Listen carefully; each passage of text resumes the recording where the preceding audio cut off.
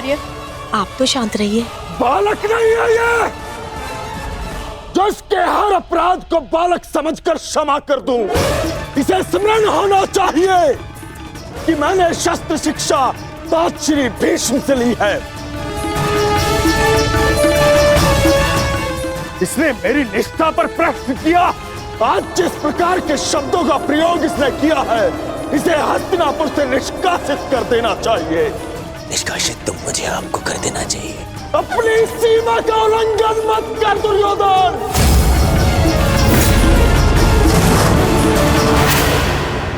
अपने शब्दों की रास को थाम कर रखो दुर्योधन। ये मत भूलो कि महात्मा विदुर हस्तिनापुर के महामंत्री और हस्तिनापुर के रणनीतिकार भी। इस समय तुम्हें उनके समर्थन, उनकी सहायता की अत्यधिक आवश्यकता है। बस! ऐसे सैकड़ों महामंत्री मेरे चरण धोते हैं। मुझे इस युद्ध को जीतने के लिए एक दासी पुत्र के समर्थन की आवश्यकता नहीं है। दुर्योधन!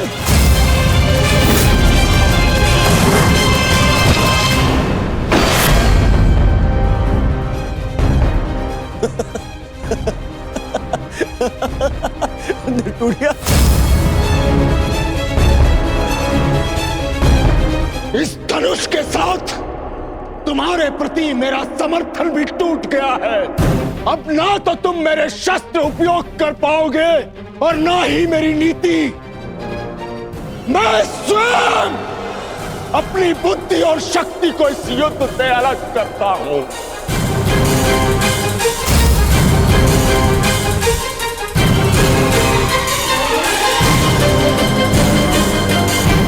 दुर्योधन, हंसना बंद करो ये हंसना। धर्मात्मा, देखिए, क्षमा कर दीजिए इसे। बच्चा है, बालक है ये। छोड़िए मामाश्री, ऐसे दोगले इंसान का हमारे साथ ना होना ही हमारे लिए श्रेयस्कर है। गंगाराज, इससे पहले कि मेरे क्रोध से मेरे विवेक का बांध टूट जाए, ले जाओ इसे यहाँ से। और ना जाओ तो क्या कर लेंगे? ईश्वर के लिए चुप हो जाओ। तुम्हें ज्ञात नहीं है तुमने कितना बड़ा अनर्थ किया है। अब चलो यहां से, चलो।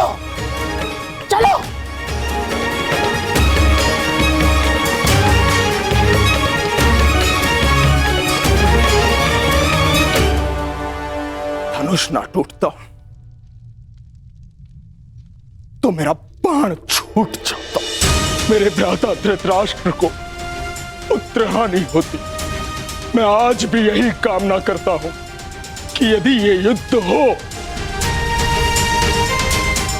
तो मेरे भ्राता धृतराष्ट्र के पुत्र और मेरे ज्येष्ठ भ्राता पांडु के पुत्र सुरक्षित रहे।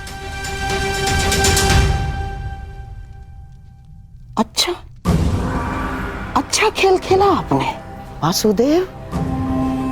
मेरी बुद्धि तो ये सोच कर कुंड हो रही थी कि आपने दुर्योधन का आतिथ्य ठुकरा कर यहां भोजन करना क्यों स्वीकार किया। क्या योजना थी आपकी इसके पीछे? मिल गया मुझे उसका उत्तर। गांधार राज,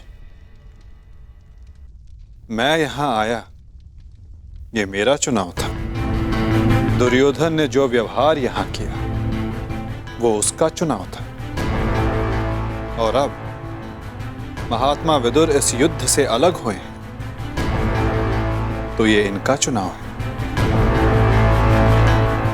अपना चुनाव करने का अधिकार हर मनुष्य को है गांधार राज, और उस चयन का प्रतिफल चुका उसकी विवशता।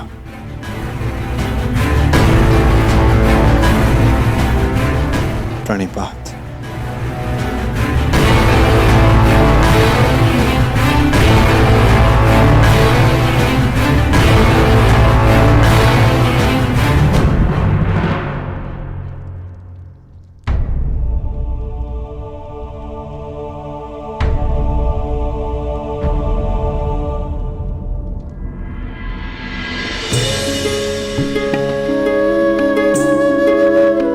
कान्हा, तुम यहाँ?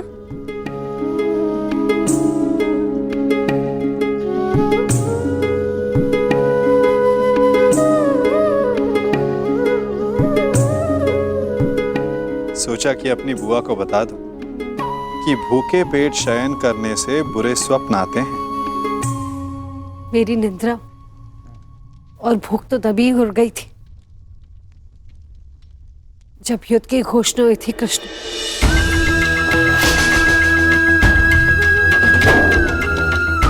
जिस माता के पुत्रों का जीवन दांव पे लगा हो, उसकी आंखों में नींद कैसे आएगी? उसके गले के नीचे से निर्भला कैसे उतरेगा?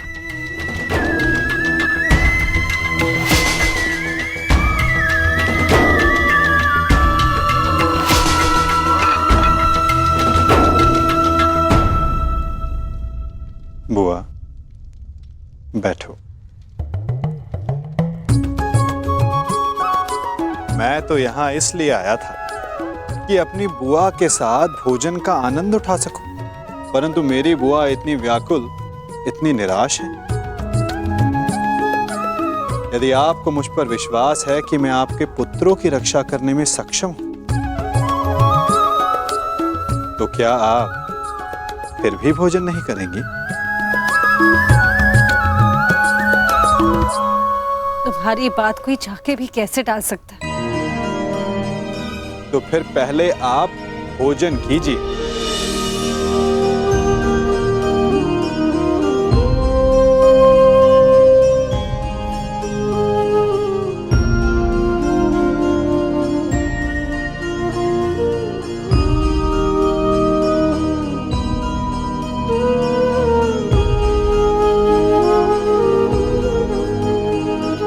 यदि मेरे पुत्र यहाँ थे तो वो भी मुझे ऐसे ही भोजन करवाते।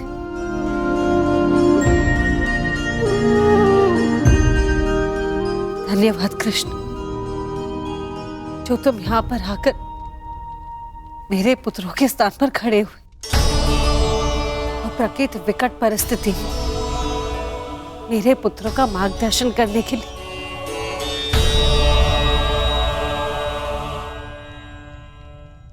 इसमें कोई संदेह नहीं बुआ कि परिस्थिति बहुत विकट है, परंतु जो इस बात को समझ सकता है उसे इस परिस्थिति को टालने की, इस युद्ध को रोकने के लिए प्रयत्न करना चाहिए। मैं भी कर रहा हूं, आप भी कीजिए।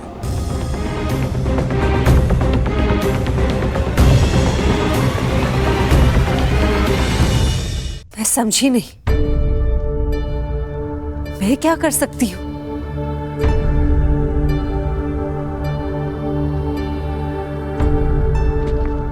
आपको स्मरण है बुआ, जब मैं यहां विभाजन के समय आया था तो मैंने आपको एक कार्य करने से रोका था। अभी उचित समय नहीं है बुआ, सत्य सम्मुख आएगा बुआ, परंतु उचित समय, उचित स्थान पर। तुम ये कहना चाह रहे हो कि मैं उसे... बुआ, कुछ करने को कहने वाला मैं कौन होता हूं? मैं तो बस इस परिस्थिति की गंभीरता को देख रहा हूं। शांति दूत बनकर आया हूं। प्रयास करूंगा कि इस युद्ध को रोक सकूं, परंतु प्रतीत ये होता है कि इस युद्ध को टाला नहीं जा सकता।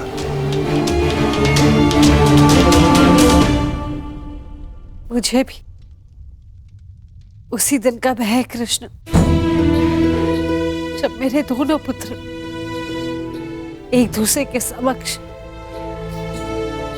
अस्त्र दान कर एक दूसरे का रथ मारने के लिए प्रस्तुत होंगे, परंतु इसे रोका कैसे जा सकता है? संदेह तो है बुआ, परंतु यदि आपके 6 पुत्र एक ही पक्ष में हो तो कदाचित युद्ध का प्रश्न ही ना उठे।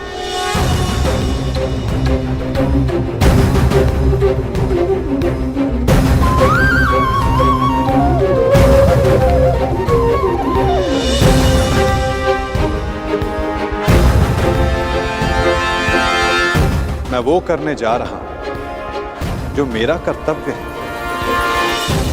आप वो करें जो आपको उचित लगता है।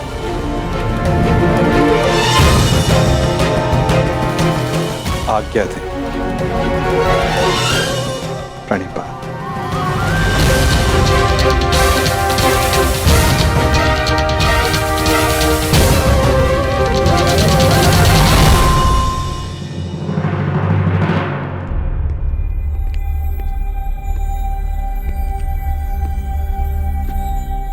माधव,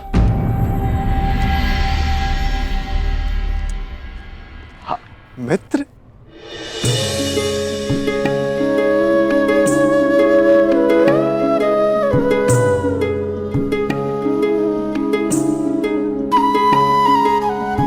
मुझे बहुत प्रसन्नता हुई तुम्हें फिर से देखकर। कहाँ थे तुम? मेरे स्वागत के लिए नहीं आए? क्योंकि मुझे नहीं लगता यहाँ आपको स्वागत देने के लिए बुलाया गया है। मैं तुम्हारा तात्पर्य समझा नहीं मित्र। आप सब जानते हैं फिर भी अनजान बन रहे हैं। आप गांधार नरेश को मुझसे अधिक समझते हैं। यह स्वागत प्रारंभ है, इसके बाद अपमान होगा और हो सकता है कोई जाल भी रचा हो। यदि जाल होगा तो मुझे पूर्ण विश्वास है कि मेरा धनुर्धारी मित्र उस जाल को अपने बाणों से काट देगा।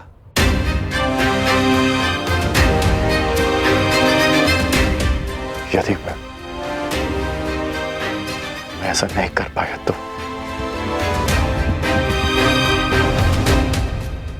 तो मैं स्वयं उसका त्राण करूंगा मित्र। हाँ, अब हम सबसे भिन्न हैं, अधिक सक्षम हैं, अधिक शक्तिशाली हैं, किंतु आप भी तो मानव का ही रूप है ना, और मानव सब कुछ नहीं जानता। अन्यथा आज आप दुर्योधन की सभा में नहीं आते।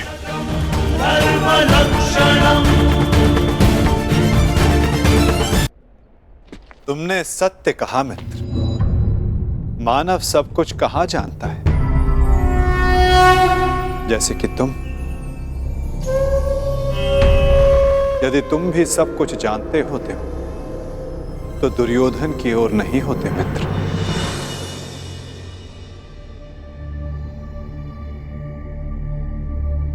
वासुदेव, बात को समझने का प्रयास कीजिए। मैं भावी संकट की बात कर रहा हूं।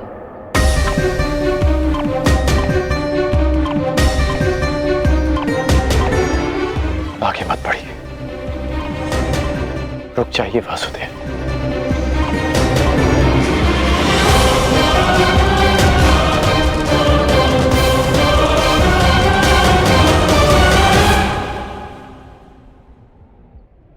मित्र, तुम चिंता ना करो।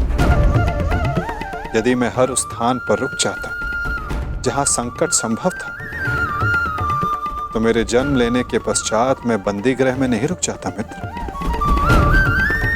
मामा कंस के बुलाने पर मथुरा नहीं जाता। मामाओं से निपटने का मेरा बड़ा अनुभव रहा है मित्र। मैं जानता हूं कि भीतर क्या होने वाला।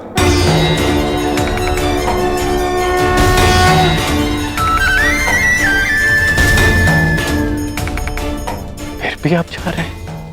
हाँ मित्र, मैं इसलिए नहीं जा रहा कि ये मेरी इच्छा है। मैं इसलिए जा रहा हूं कि वहां राज्यसभा में जो होगा उसके लिए वहां मेरा होना आवश्यक है। परंतु महत्वपूर्ण प्रश्न यह है मित्र कि मैं ऐसा कर क्यों रहा हूं। इस सभा के पश्चात मुझसे मिलना, कदाचित मैं भी तुमसे यही प्रश्न कर बैठूं। मैं यहां केवल हस्तिनापुर की सभा को संबोधित करने नहीं आया, मैं यहां तुमसे भी मिलने आया हूं मित्र।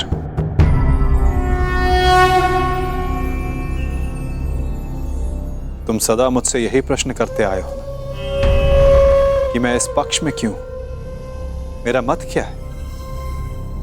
क्या मैं ही करता धरता हूं या केवल दृष्ट? क्या मैं ही कार्य साधता हूं या कार्य का साक्षी मात्र? मेरे साथ आओ मित्र, तुम्हें इन सब प्रश्नों का उत्तर मिल जाएगा।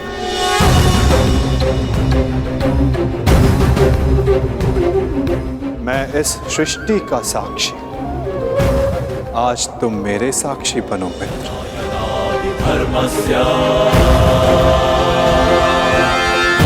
भवति भारत उत्थानम धर्मस्य तदात्मानं सृजाम्यहम् परित्राणाय साधूनां विनाशाय च दुष्कृताम्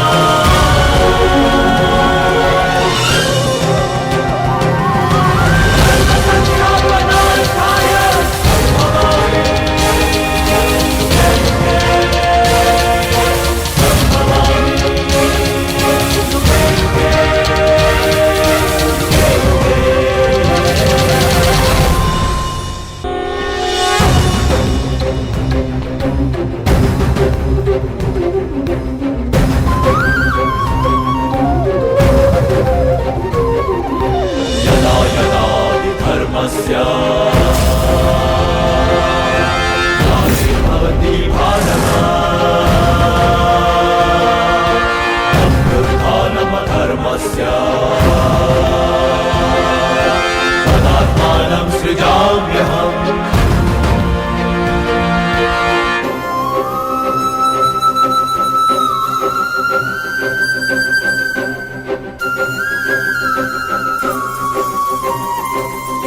परित्राणाय साधूनां विनाशाय च दुष्कृताम्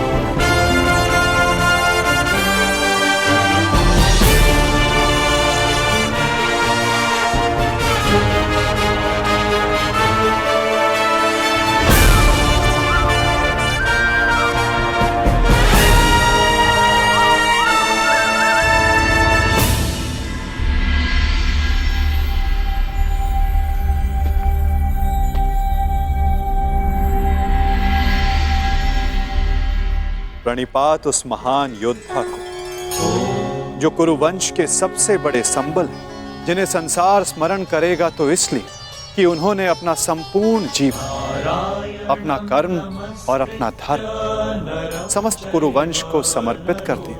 जो कुरुकुल का, कुरुवंश का मार्गदर्शन करते, उनको मार्ग दिखाते। कुरु गौरव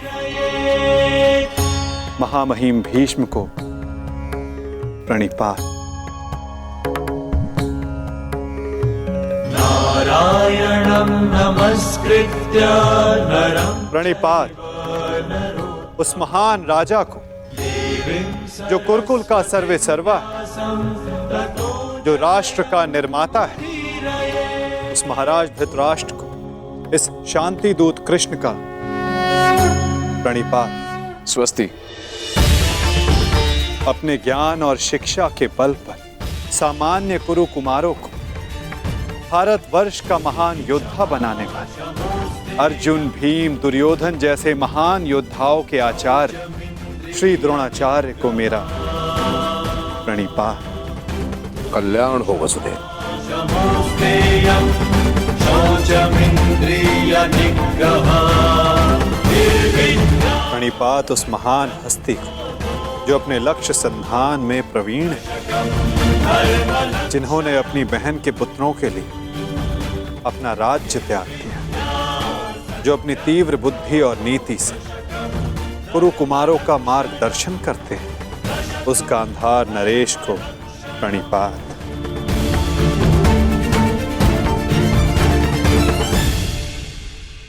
प्रणिपात महानितिज्ञ महात्मा विदुर को।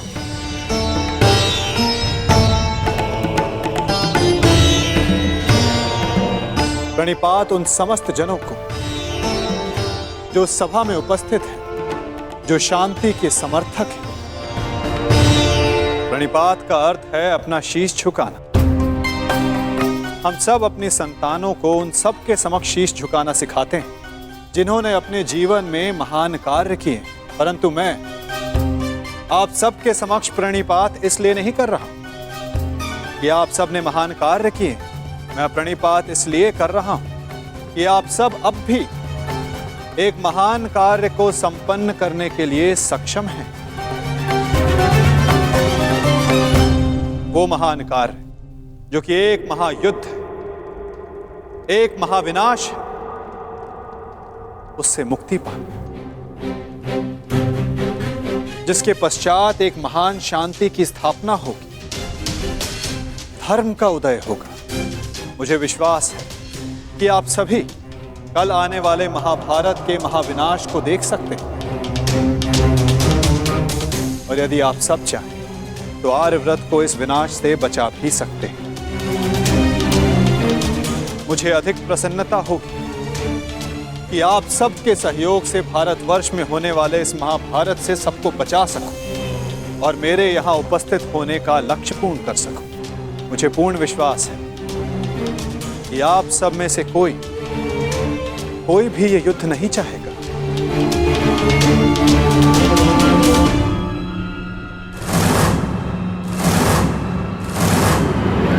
संसार का सबसे बड़ा कष्ट होता है परिवार में आया क्लेश। परिवार का अर्थ है ऐसा समूह जो साथ रहे, जो एक दूसरे के साथ जिए, एक दूसरे का संबल बने। यदि एक वृक्ष दूसरे वृक्ष की शाखाएं काटने लगे तो वृक्ष का अस्तित्व समाप्त हो जाता है। महाराज धृतराष्ट्र, जब परिवार साथ रहता है तभी उन्नति होती है। मेरी मंत्रणा यह है कि एक वंशज के अहंकार के लिए समूचे वंश को दांव पर लगाना उचित नहीं, क्योंकि यदि वंशज का अहंकार जीत भी गया तो वंश अपना अस्तित्व हार जाएगा। इसलिए मैं वासुदेव कृष्ण पांडवों की ओर से शांति दूत बनकर आया, शांति प्रस्ताव लाया। यह युद्ध केवल भाइयों के मध्य का संघर्ष नहीं होगा, बल्कि इस युद्ध में संपूर्ण भारतवर्ष भाग लेगा।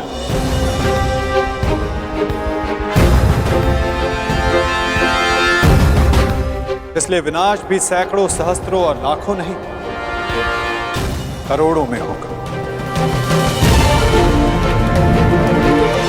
और इसीलिए मैं ये अंतिम प्रयास करने आया, ये प्रस्ताव लाया कि आप सभी इस महाभारत को, इस महायुद्ध को रोकने के लिए मेरी सहायता करें।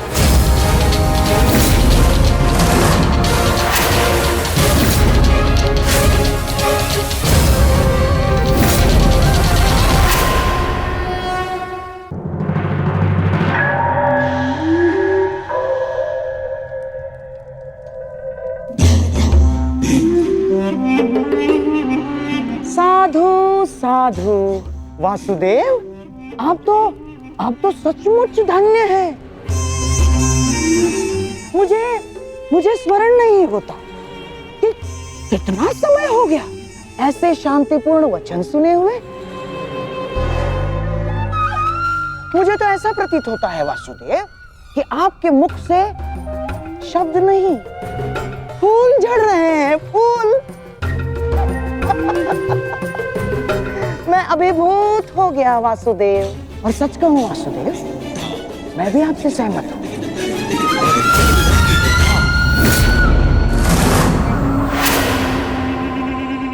मैं भी नहीं चाहता कि ये युद्ध हो ना। अमाश्री, ये क्या कह रहे हैं आप?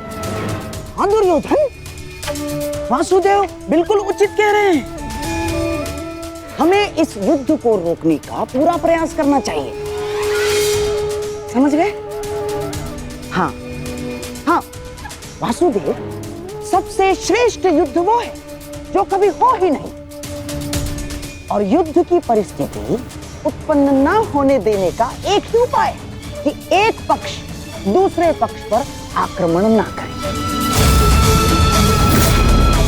चलिए ठीक है, हम पांडवों पर आक्रमण नहीं करेंगे, परंतु वासुदेव, द्वारकाधीश, क्या आप यह आश्वासन दे सकते हैं कि पांडव भी हम पर कभी भी आक्रमण नहीं करेंगे? कभी भी। गांधार नरेश, आप आक्रमण के संदर्भ में बात कर रहे हैं और मैं यहां युद्ध की आवश्यकता को ही समाप्त करने के विषय में बोल रहा हूं। अच्छा ऐसा है। यदि ऐसा है वासुदेव, तो हम आपका प्रस्ताव सुनना चाहेंगे। हाँ, आप शांति दूत हैं तो संदेश तो लाए होंगे, और हाँ, ऊपर से आप शांति प्रस्तापित करना चाहते हैं। तो वासुदेव, शांति प्रस्तापित करने के लिए जिस समाधान की आवश्यकता होती है वो समाधान भी लाए होंगे आप, है ना? बताइए क्या है इसका समाधान? प्रत्येक युद्ध की नींव में अन्याय छिपा होता है गांधार राज, और अन्याय का केवल एक ही समाधान है, और वो समाधान है न्याय।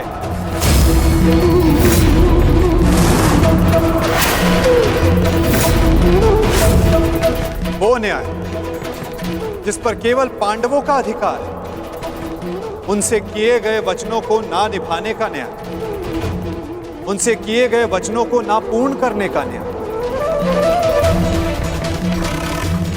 इस भरी सभा में जो अधर्म हुआ, जो अन्याय हुआ, उसके प्रति न्याय।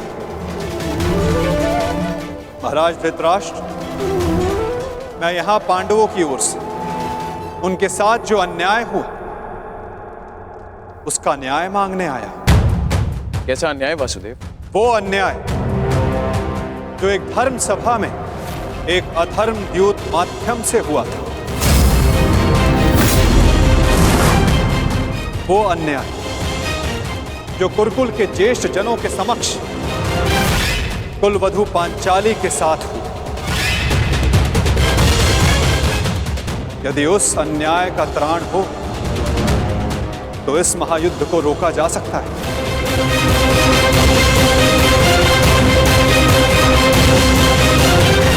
कुरुकुल श्रेष्ठ महाराज धृतराष्ट्र, महामहिम भीष्म, मैं पांडवों की ओर से उस अन्याय के लिए न्याय मांगने आया हूं। स्मरण रहे महाराज, यदि आपने पांडवों को न्याय नहीं दिया, या तो उसे वो पुण्य से अर्जित कर लेंगे या फिर उसे छीन लेंगे।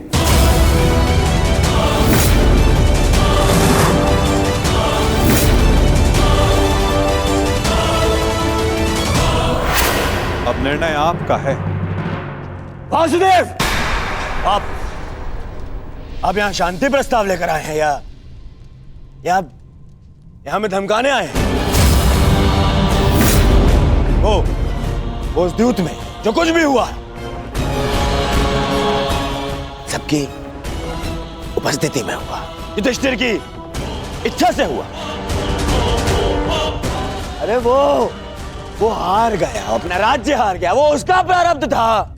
छलबद्ध अन्याय को प्रारब्ध नहीं कहा जा सकता युवराज। जिस प्रकार मंदिर में किया गया पाप पुण्य नहीं बन जाता, उसी प्रकार धर्मवीरों की उपस्थिति में सभा में किया गया धर्म नहीं बन जाता। धर्म कौन सा धर्म? कोई धर्म नहीं हुआ। नारी नारायणी होती है युवराज, और भरी सभा में एक नारी का एक कुल वधू का वस्त्र हरण अधर्म नहीं?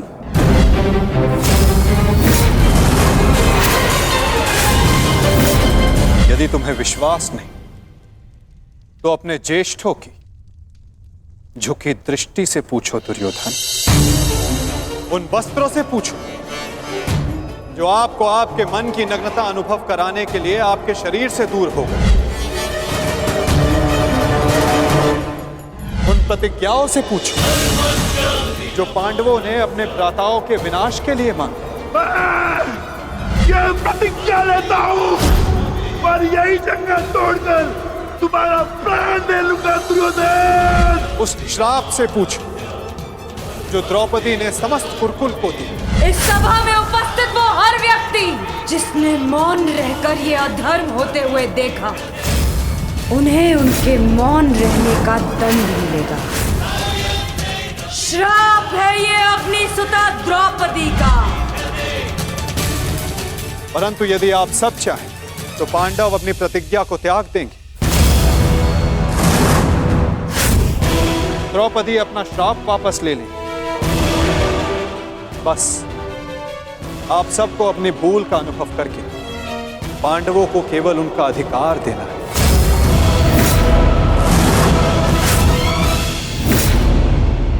कैसा न्याय है वासुदेव? संधि और शांति वार्ता में बराबर की बात होती है। एक ओर से बंधन और शर्तें नहीं ला दी जाती। न्याय की मांग ना बंधन है ना शर्त है महाराज, केवल एक निवेदन है।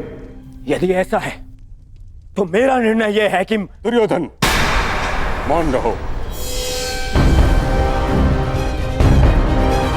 निर्णय लेना महाराज के हाथ में है, तुम्हारे नहीं। तुम शांत रहो। राजा होने के नाते मेरा कर्तव्य है कि मैं सबकी बातें सुनूं ताछरी, अपने मंत्रणाकारों का सम्मान करूं। दुर्योधन युवराज है, हस्तिनापुर का भवी महाराज है, इसलिए इस संदर्भ में मैं अपने पुत्र और हस्तिनापुर के युवराज दुर्योधन को अपना निर्णय प्रस्तुत करने की अनुमति देता हूं।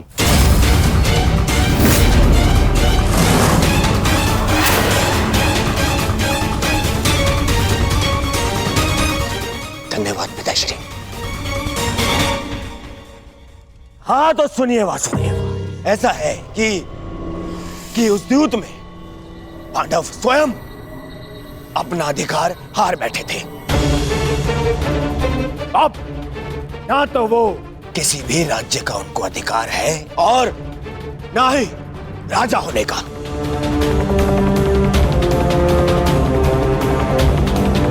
इसीलिए मैं दुर्योधन ये घोषणा करता हूं कि हस्तिनापुर आपका ये शांति प्रस्ताव ठुकराता है।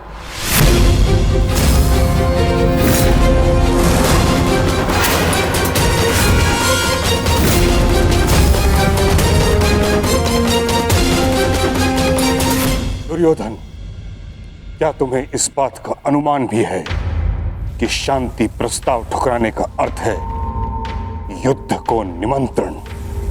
अपने निर्णय पर पुनः विचार कर लो। बात बात पर विचार करना बंद कीजिए पितामह। बात बात पर विचार कायर करते हैं।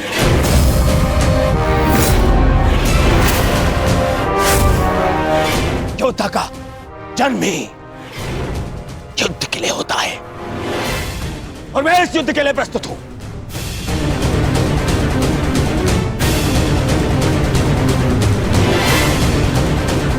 मेरी दृष्टि में उन पांडवों को कुछ भी देने का प्रश्न ही नहीं उठता। बस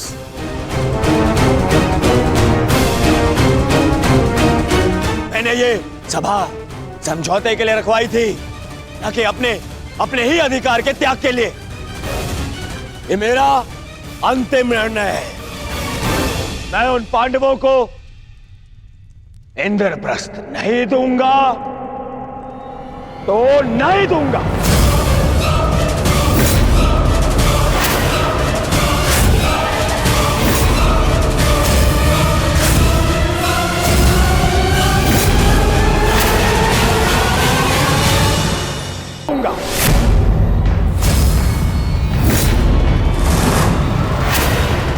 उचित है दुर्योधन, तुम इंद्रप्रस्थ रख सकते हो,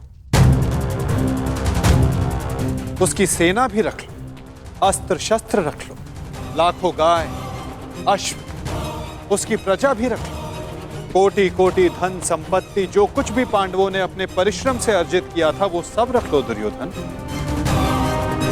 परंतु इस अन्याय के प्रतिकार स्वरूप केवल एक कार्य कर दो।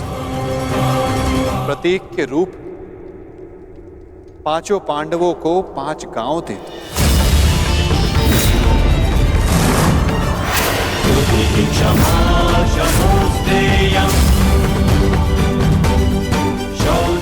इतना तो दे ही सकते हो दुर्योधन। 5 पांडव वहां सुख से निवास करें और कुछ नहीं चाहेंगे। इस युद्ध को टालने के लिए केवल 5 गांव देना स्वीकार है तुम्हें?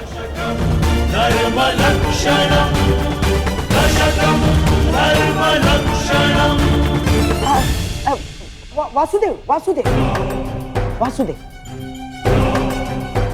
यदि दुर्योधन 5 गांव दे देता है तो क्या आप वचन देंगे कि पांडव इंद्रप्रस्थ की चाह में आक्रमण की चेष्टा नहीं करेंगे? हाँ गांधार नरेश, मैं वचन देता हूं कि इस स्थिति में पांडवों की ओर से कोई आक्रमण नहीं होगा, वो हर परिस्थिति में संतुष्ट रहेंगे।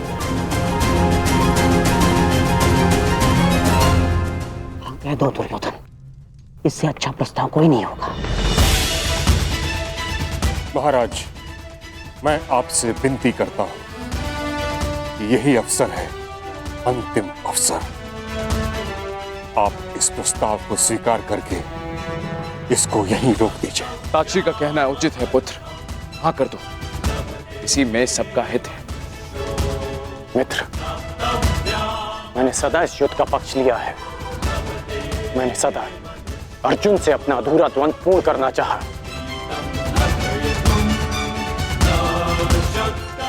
मैं अपना अधूरा द्वंद्व कभी और पूर्ण कर लूंगा। इस समय पूरे भारतवर्ष को महाविनाश से बचाने की आवश्यकता है। हाँ कह दो मित्र।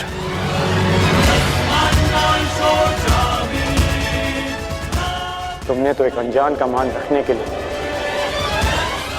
उसे अंगराज बना दिया, तो लाखों के प्राणों को बचाने के लिए 5 गांव दे दो मित्र। देख रहे हैं वासुदेव, मेरे मित्र अंगराज मेरे साथ है।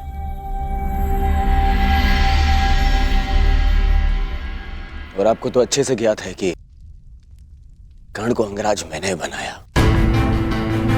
उसे वो दिया है मैंने जो पांडव नहीं दे पाए।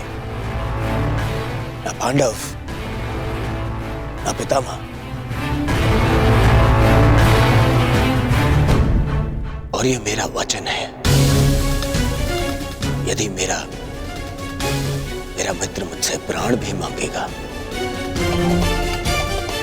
तो वो भी मैं प्रसन्नता से दे दूंगा।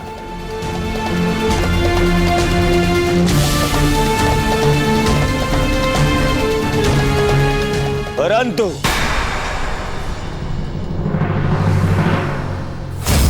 ऐसा सोचना भी मत कि मैं उन पांडवों को कुछ भी देने वाला हूं।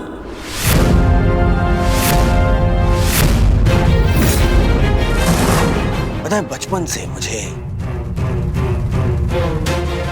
यही आभास कराया गया है कि मेरा किसी भी वस्तु में कोई अधिकार नहीं है, ना अपने पिता के राज्य पर, ना सिंहासन पर।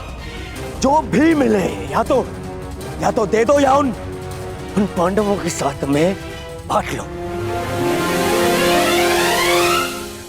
और तुम अधिकार की बात करते हो वासुदेव, तो बताओ मुझे, मेरा अधिकार उन पांडवों ने मुझे कब दिया? कब? गुरु का प्रेम, महामहिम का वात्सल्य किसी को मिला तो वो उन पांडवों को, मुझे नहीं। मेरे पिता के राजा होने पर युवराज पद पर किसी का अधिकार था तो वो मिल रहा था, परंतु मुझे नहीं मिला। वो मिला उस युधिष्ठिर को।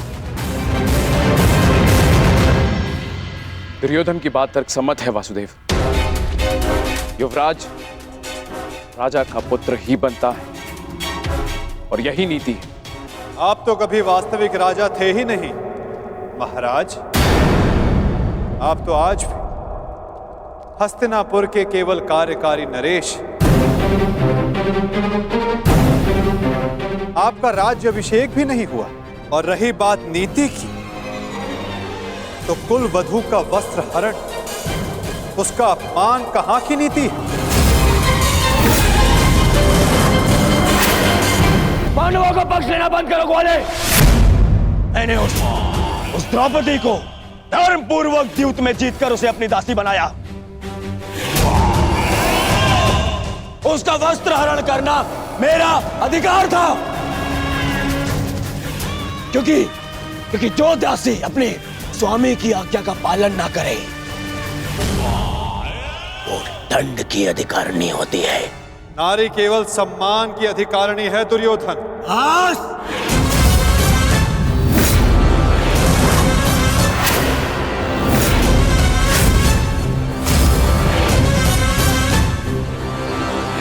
दूत बनकर आए हो, अपना संदेश दे चुके हो। अब मेरा निर्णय सुनो। मैं उन पांडवों को 5 गांव तो क्या, एक सुई की नोक बराबर धरा भी नहीं दूंगा।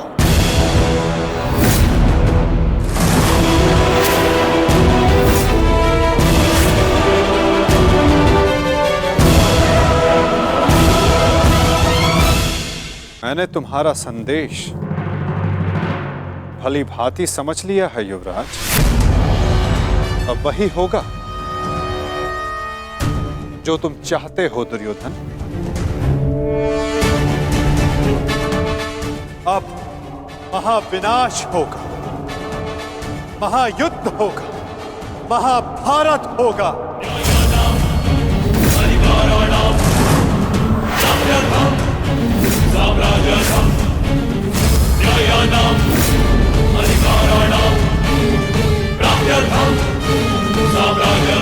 प्रणिपात।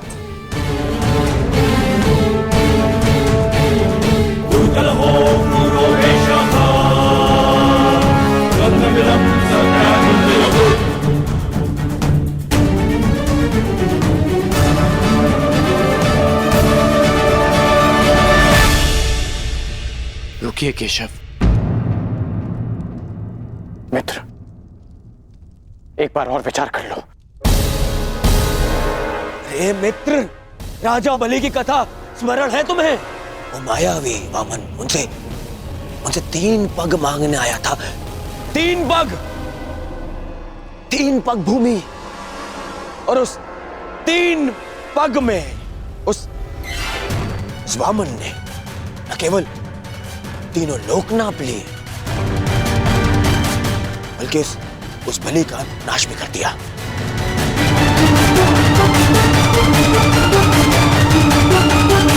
अरे इस छलिया को 5 गांव दे दूंगा तो यह हस्तिनापुर का अस्तित्व ही मिटा देगा।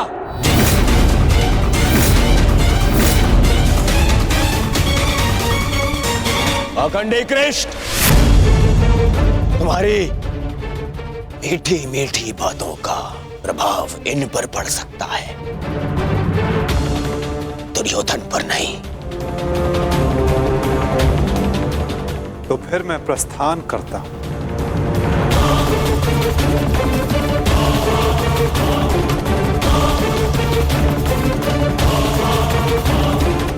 रुको दूत।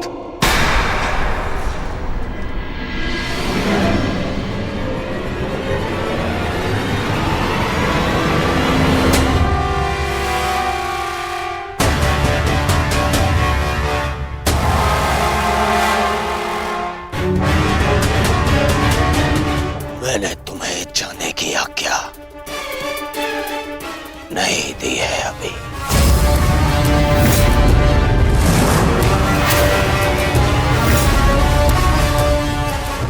सब तुम्हारी माया से भयभीत हैं कृष्ण। आज मैं अपनी प्रजा और अपनी सेना के मन से तेरा भय मिटा दूंगा कृष्ण।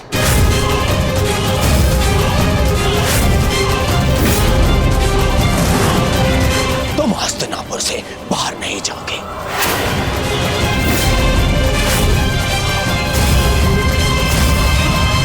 मैं धृतराष्ट्र पुत्र दुर्योधन तुम्हें अभी और इसी क्षण बंदी बनाता हूं वासुदेव।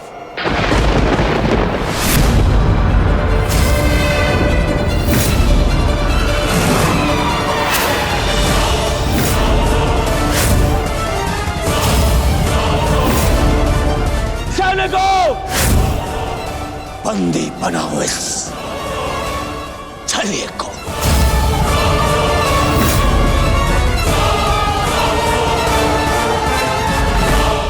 अपने पुत्र को सीमा में रहने का अर्थ सिखाइए महाराज। ये अनर्थ करने जा रहा है। महामहिम बिल्कुल ठीक कह रहे हैं महाराज। वासुदेव कृष्ण केवल हस्तिनापुर के संबंधी नहीं, इस समय वे एक शांति दूत हैं। और इस बात का स्मरण रहे महाराज, एक शांति दूत के साथ इस तरह का व्यवहार उचित नहीं है। आचार्य ठीक कह रहे हैं पुत्र, ऐसा अनर्थ मत करो। रावण ने भी यही मूर्खता की थी। उसने भी दूत का अपमान किया था और उसकी सोने की लंका जलकर भस्म हो गई।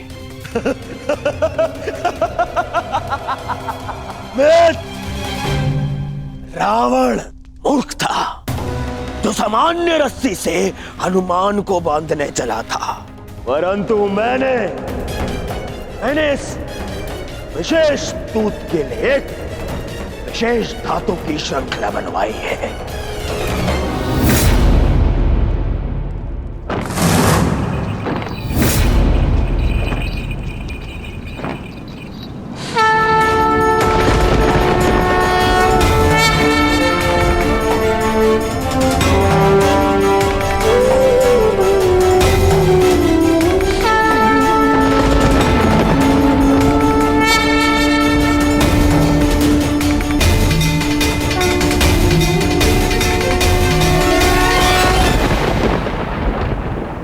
कुछ नहीं कहेगा।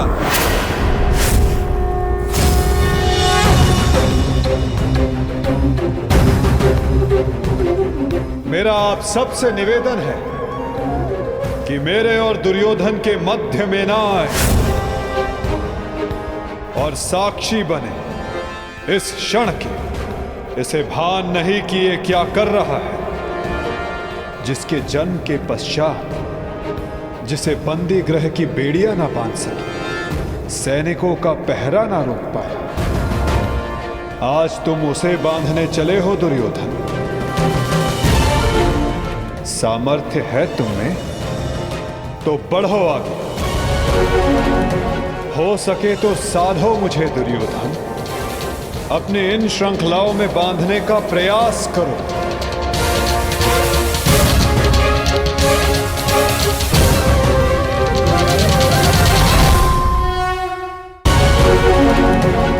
हो सके तो साधो मुझे दुर्योधन।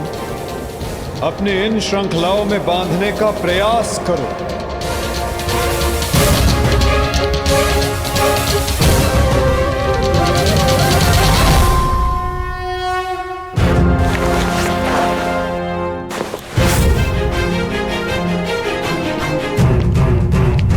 उठो उस तेरे को।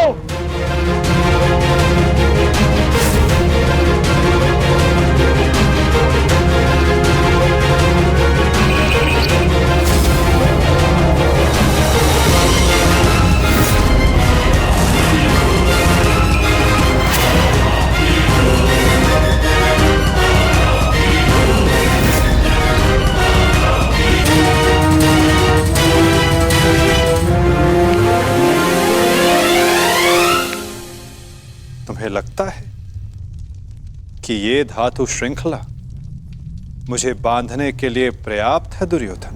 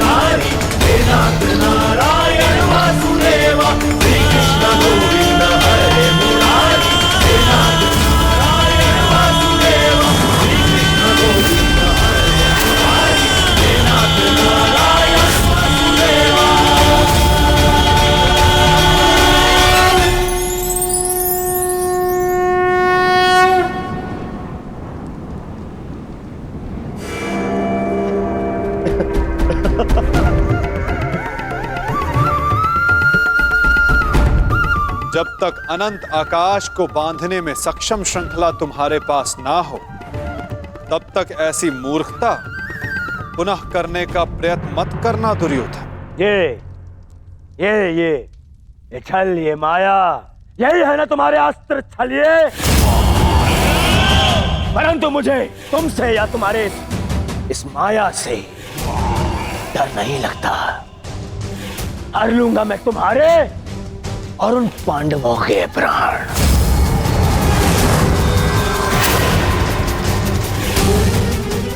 स्मरण रखना कि इस महायुद्ध में अंत करेगा तुम्हारा और उन पांडवों का यह दुर्योधन। जो स्वयं मृत्यु के शिखर से गिरने वाला हो, उसे अपने अंत की चिंता करनी चाहिए मूर्ख दुर्योधन। जिस सत्य को, जिस भविष्य को मैं टालना चाहता था, उसे आज तुमने स्वयं आमंत्रण दे दिया। और सत्य ये कि इस महायुद्ध के अंत में तुम्हारे पापों और तुम्हारे पाप में भागीदार रहे प्रत्येक का अंत होगा। ये युद्ध अंत होगा।